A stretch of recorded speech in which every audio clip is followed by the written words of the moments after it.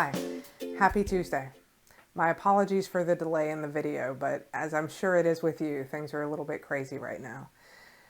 Today I want to talk about how to handle a crisis as a leader. If you are a leader, then you're currently in the throes of one. If you are not a leader yet, then chances are there's going to be one that you're going to have to handle.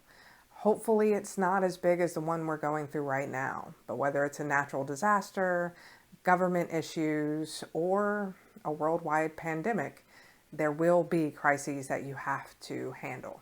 So want to give you 3 tips and tricks of how to handle them. The first one, make decisions, even the difficult ones. In a time of crisis, people, whether it's family, friends, or employees, are looking for somebody to make a decision. It may not be the right decision, and you may have to change, but somebody needs to make a decision.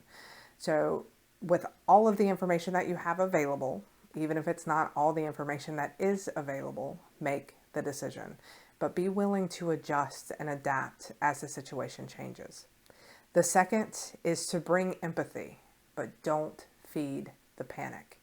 Right now, you have a lot of people who are worried about their loved ones. They're worried about their children or their parents or a friend or family member who is immunocompromised. They're worried about their jobs. They're worried about how they're going to feed their family. There's a lot of fear. As a leader, you have to keep your fear at bay, even when it's hard. Make sure that you're walking and you're talking to your employees, asking them, how is your family? Do you have everything that you need? Is there anything that you need from us? And if they share their fear, they share their concerns, or they just lash out, be there for them in that moment.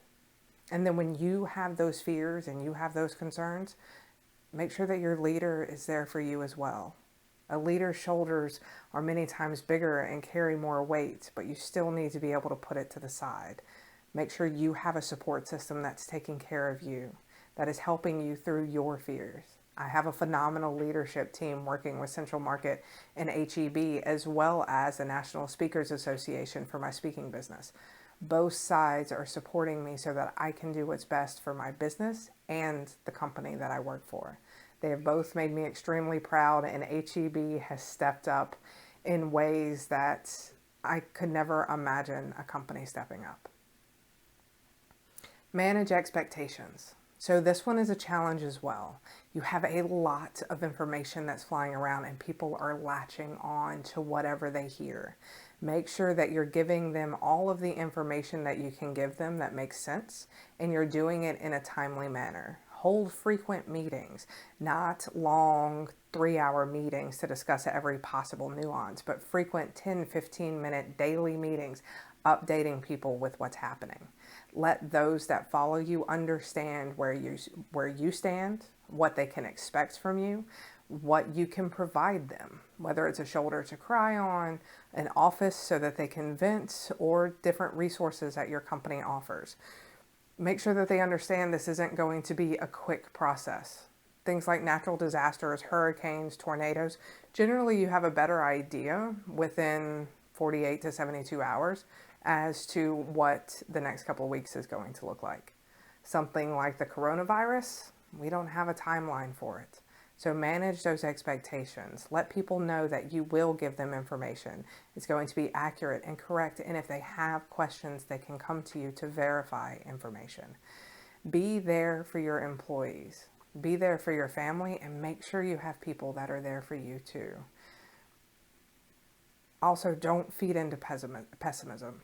Remain an optimist. An optimist doesn't mean that you're Pollyanna. An optimist simply means that you're always looking for the other side and you're helping people look for the good in all of the negativity. We focus on the negative, but if you look around, there's an amazing amount of good that is happening now. In your neighborhood Facebook pages where people are offering assistance, in the day-to-day interactions between people at grocery stores, there is positivity. As a leader, sometimes it's a challenge, but super important to point out the positive when things can start to feel too heavy. As Mr. Rogers said, look for the positive in times of tragedy and fear. I totally disorganized his quote, but you know what I mean. If you need anything, reach out to me. I don't know what I can share, but I also don't know what you need. If you have fears and you just need somebody to talk to, or if your employees' fears are getting overwhelmed and you just need an ear, reach out to me. I'm currently working a lot at Central Market, but you have my information. You can go to summerjelinek.com for phone number and email. It'll also be posted here. Don't hesitate to reach out. And don't forget, you got this. Have a wonderful week.